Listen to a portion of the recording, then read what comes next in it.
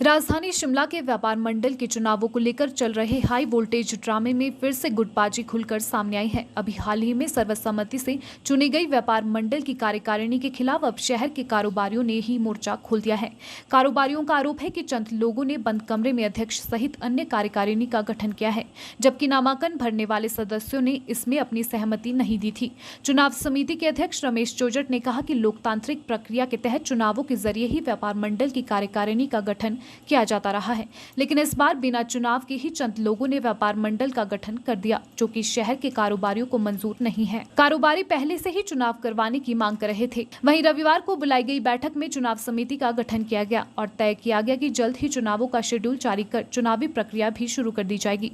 इस बैठक में व्यापार मंडल के पूर्व महासचिव संजीव ठाकुर, कमलजीत सिंह सहित अन्य कारोबारी मौजूद रहे। इसमें सर्वप्रथम तो मैं ये कहना चाहूँगा कि कभी भी कोई चुनाव की प्रक्रिया शुरू होती है तो उसके कुछ चरण होते हैं। सबसे पहले उसमें नॉमिनेशन आती है, फिर उसके बाद विड्रॉल आती है, फिर उसके बाद उसकी ऑथेंटिकेशन देखी जाती है। देखने के बाद जो प्रत्याशी फील्ड में रह जाते हैं उनके लिए वोट डाली जाती है। तो इसमें जब एक चुनावी प्रक्रिया को जब शुरू कर दिया जाता है तो उसको बीच में नहीं रोका जाता। सबसे प्रथम तो मैं ये कहूँगा कि जब ये चुनावी प्रक्रिया हमारी विड्रॉल तक पहुंच गई थी और इसमें जो है प्रत्याशी 19 प्रत्याशी चुनाव मैदान में थे, तो ये जो चार प्रधानों को बैठाकर उनके साथ जो फैसला किया गया, ये व्यापारियों को मंजूर नहीं है।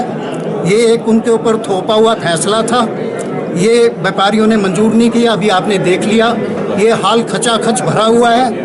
आप सभी के सामने सभी व्यापारियों ने एक मत होके कहा है कि वोटिंग होनी चाहिए, चुनाव होने चाहिए। तो इस चीज़ को मानते हुए, लोकतांत्रिक देश है, लोकतांत्रिक प्रतिक्रिया है। जब भी कोई प्रधान बनता है, जब भी कोई अध्यक्ष बनता है, इवन पंचायत में अगर कोई कुछ बनता है तो वोट की प्रतिक्रिया से बनता है। कमरे के अंदर से प्रधान नहीं निकलते। अगर कमरे के अंदर से प्रधान निकलते हैं तो लोकतंत्र की हत्या है, एक वोट देने वाले मतदाता की हत्या है। उसके अधिकार के ऊपर एक डाका है जो कि डाला गया है और उसका हम प्रतिरोध करते हैं कि उन्होंने मुझे इलेक्शन कमीशन में इंचार्ज बनाया है। मेरे दो सहयोगी मेरे साथ खड़े हैं, रमेश अग्रवाल जी और मुकेश शारदा जी। इसमें मैं आपके संज्ञान में बात लाना चाहता हूं कि जो पुरानी चुनाव समिति थी उसका भी मैं चुनाव में हिस्सेदार था, मैं उनका सदस्य था। रमेश अग्रवाल जी भी उनके सदस्य थे।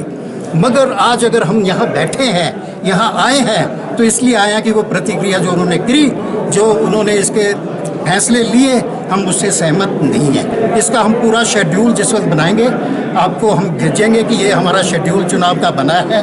उसमें पूरे शेड्यूल के साथ काम किया जाएगा और जो भी चुन के मत के द्वारा अध्यक्ष और उसकी टीम आएगी, हम स्वागत करेंगे कि हम उनको मानेंगे।